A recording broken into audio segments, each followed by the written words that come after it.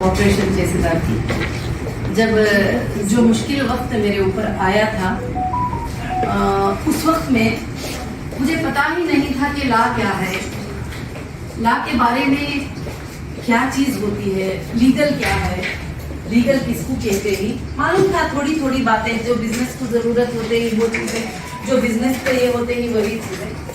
तो फिर अचानक ये हीरा लॉ एसोसिएशन स्टार्ट करने का ये मकसद इसलिए है कि हीरा लॉ एसोसिएशन मैंने इसलिए स्टार्ट किया है कि हिंदुस्तान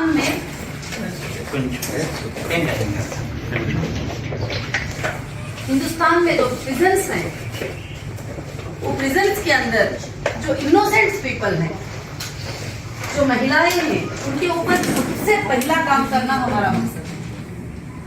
और खासकर से जब मैं अंदर गई थी उस वक्त में अरेस्ट होकर, इंडियन कॉन्स्टिट्यूशन बहुत ग्रेटफुल ऑर्डर्स हैं।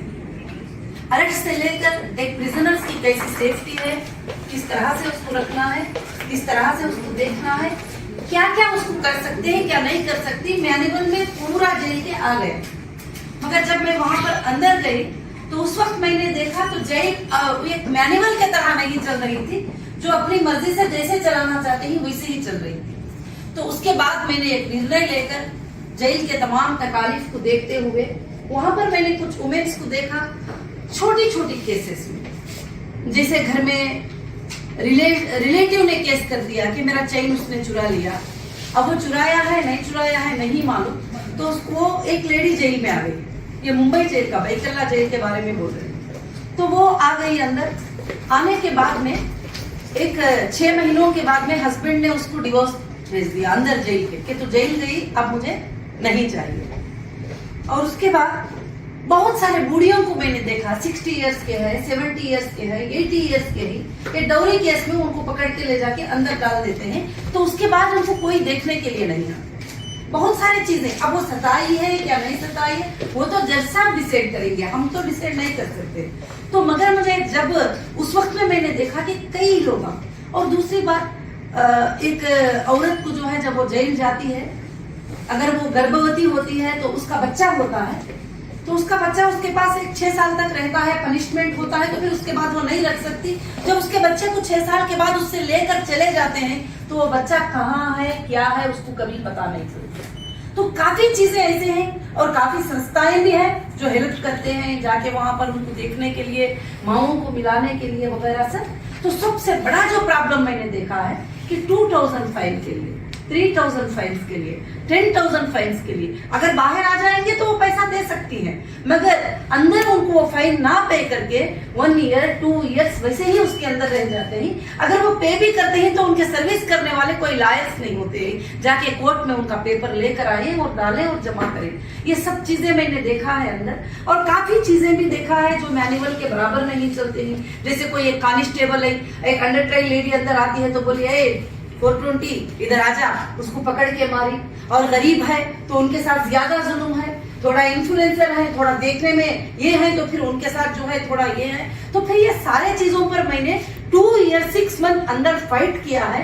और मैंने हर बार, चाहे आईजी साहब क्यों ना रहे, चाहे सुपरडेंट साहब क्यों ना रहे, सबको भी मैंने बात किया है कि मुझे जेल मैनुअल चाहिए। और एक बार मैंने मुंबई में पूछा कि मुझे जेल मैनुअल चाहिए तो मुझे नहीं दिया गया। फिर उसके बाद मैं जज साहब के सामने मुझे अटेंड किए तो मैंने वहां कहा कि जज साहब मुझे जेल मैनुअल चाहिए, मुझे पता होना चाहिए कि मेरे राइट्स क्या है, मुझे क्या करना है क्या नहीं करना है। तो फिर जज साहब ने आगे दिया कि 1 वीक के अंदर उनको जेल मैनुअल देना है हाथ में, नहीं तो बहुत गलत बात होगी। तो जब जेल मैनुअल मेरे हाथ में आया तो मैं जेल मैनुअल में देखती हूँ कि इतना सेफ, इतना सिक्योर लिखा गया है, सबके लिए इक्वल राइट्स, हिंदू के लिए, मुस्लिम के लिए, क्रिश्चियंस के लिए।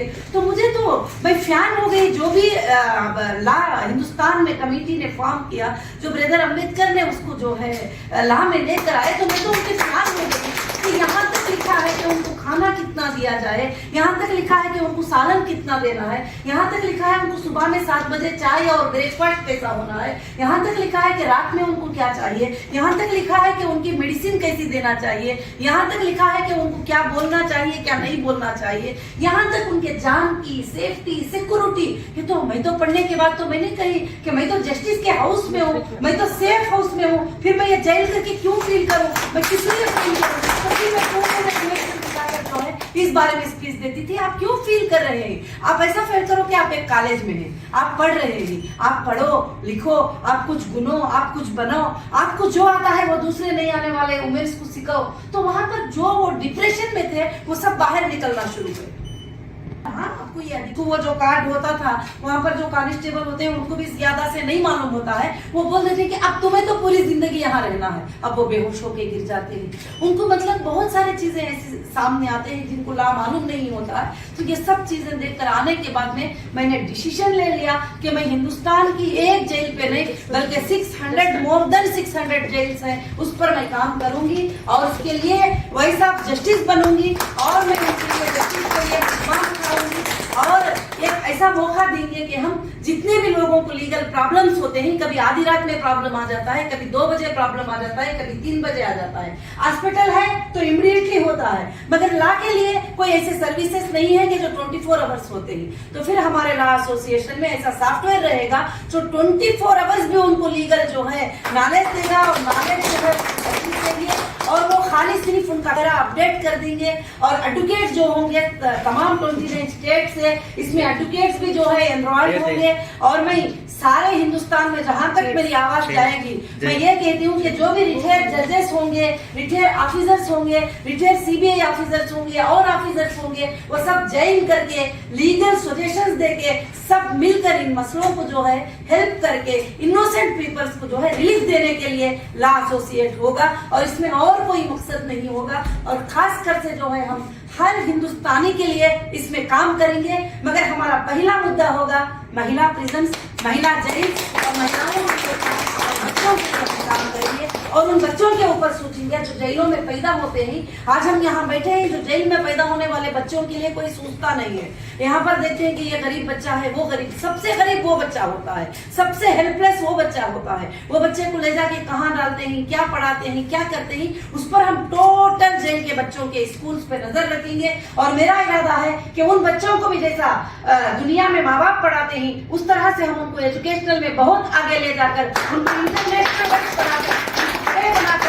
जेल में पैदा होने के बाद भी तुमको हिंदुस्तान में देखो कितना अधिकार है, कैसे तुम आगे बढ़ सकते हो करके बोल के उनको बताना मेरा मकसद है। और वो मैं राइट अप कर रही थी, कभी समझ में नहीं आता था, रात में बैठ के सोचती थी कि मैं कब स्टार्ट करूं ये काम, मैं कब स्टार्ट करूं। मैं अंदर गार्ड से वादा करके आई थी कि मैं बाहर जाऊंगी ना, मैं इनके लिए काम करूंगी। सब लोग बोलते थे, हाँ सब लोग ऐसा बोलते हैं, बाहर जाते हैं तो हमको भूल जाते हैं, फिर कोई हमारे लिए कुछ काम नहीं करता। और उसी तरह से बहुत सारे लोग शिक्षा वाले होते हैं, जब उनकी शिक्षा खत्म होती है तो उनको लेने भी कोई नहीं आता। मालदारों को तो आ जाते ही, जो गरीब लोग होते हैं, शिक्षा होती है कंप्लीट होती है, उनको लेने कोई नहीं आता। माँ वेट कर रही है कि मेरा बेटा आएगा, तो बेटे को कॉल कर रहे हैं सुपरडेंट साहब, तुम्हारी माँ का शिक्षा खत्म हो गया, 10 साल कंप्लीट हो गए, तुम आके लेके जाओ। तो बोलते हैं कहीं भी भेज दो, वो हमारे घर में नहीं आ सकती। बीवी का शिक्षा खत्म हो गया और हस्बैंड लेने के लिए नहीं आता और उनका ये हो गया, वो गुनाह करी क्या नहीं वो बात की बात है। जेल जाते ही उनको सारे लोग दूर कर देते हैं। तो मैं चाहती हूँ कि हम एक ऐसा प्लेटफॉर्म, ऐसे बिल्डिंग्स बनाएं कि वैसे लोगों को हम पहले साथ में रखें, उनको जीने का सिखाएं, उनको एम्पावर करें। कोई 1 साल के बाद आए, कोई 2 साल के बाद आए, अगर कोई जेल से बाहर आने वाले औरतों को सपोर्ट नहीं करते ही, प्लेटफॉर्म नहीं देते ही, तो हीरा लॉ एसोसिएट उनके लिए रेडी होगी। हम उनको साथ भी देंगे, हम उनको सिखाएंगे भी। ये सारे चीजों को मैंने जो है सोच कर रखा है। मगर आज मैं गार्ड का बहुत ज्यादा शुक्र अदा करती हूँ कि वो आज ये मौका लेकर आ गया है। तो हम लोग कॉन्फिडेंटली काम करेंगे तो ये काम कर पाएंगे हम। और हमें हमारे कोर्ट्स भी ऐसे कामों के लिए सपोर्ट करते हैं। सपोर्ट क्या है, जो लॉ में है, जो एक्ट में है, वही काम हम कर पाएंगे और उससे आगे तो कुछ नहीं कर पाएंगे। हम तो किसी को डोर खोल कर लेकर तो नहीं आ सकते। हम जज साहब के पास जाएंगे और उनके सामने रखेंगे ये तकलीफ है, अगर वो रिलीज करते हैं तो लाएंगे, मगर वो कोशिश करने वाले भी नहीं है। और उसके बाद जेल में मुलाकात नहीं मालूम बहुत सारे लोगों को, एक बार जेल में लेके चले गए तो माँ को भाई को मिलने के लिए जाना, ये सब कुछ नहीं पता होता है। तो फिर हम वो सारा नॉलेज जो है लोगों को देंगे, और यूट्यूब के ऊपर हमारा चैनल रहेगा, ऑनलाइन पे हमारा चैनल रहेगा, और लीगल जितनी मालूमात है वो लीगल मालूमात नेशनल इंटरनेशनल के लिए भी करने के लिए ये है। और मैं इंटरनेशनल बिजनेस वुमेन होने के नाते जैसे दुबई, कतर, कुवैत वगैरह, वहां भी हमारे इंडियंस को काफी प्रॉब्लम आ जाते हैं, उनको पता नहीं चलता है और उनको कोई बात करने वाला नहीं होता है। हमारा एक विंडो खुला रहेगा, वो लोग इंटरनेशनल से भी हमारे पास अप्लाई कर सकते हैं कि हमारे से पॉसिबल है, अगर जैसे हमारे सार हैं और भी दूसरे सब जो भी हैं, तो पॉसिबल है तो हम उनकी मदद करेंगे, भले उनको लाने की मदद करेंगे, भले उनको एक फोन से लीगल नॉलेज की मदद करें, भले उनको कुछ पैसे की मदद करें, जो भी मदद है तो मदद हम जरूर से जरूर करेंगे। और मैं सबको बहुत थैंक्सफुल हूँ। आज हमारी ये छोटी टीम बैठी है, 1 साल के बाद 10,000 लॉयर लोग इंशाअल्लाह, और फ्री सर्विस जेल के सामने 10 वकील खड़े रहेंगे और फ्री सर्विस करेंगे और जाकर लोगों को जो है वो काम करेंगे। ये मकसद से ये लॉ एसोसिएट स्टार्ट हुआ है। और मैं जब तकलीफ उठाई तो मुझे ये तकलीफों के बारे में समझ में आया, तो मैंने गार्ड से यही कहा कि मेरा जाना बेकार नहीं था, इसलिए था कि मैं मालूमात करूं, मैं इस बारे में नॉलेज आए मुझे, और मुझे गार्ड दिखाना चाहते थे देखो कैसे जुल्म होते हैं ये चीजों के। कुछ इंटरनल बातें हैं वो मैं बता भी नहीं सकती पब्लिकली, इस तरह के टार्चर्स वहां पर होते हैं, तो उस पर नजर रखा जाएगा और जेलों में हमारे एसोसिएट की तरफ से विजिट किया जाएगा और वहां देखा जाएगा कि क्या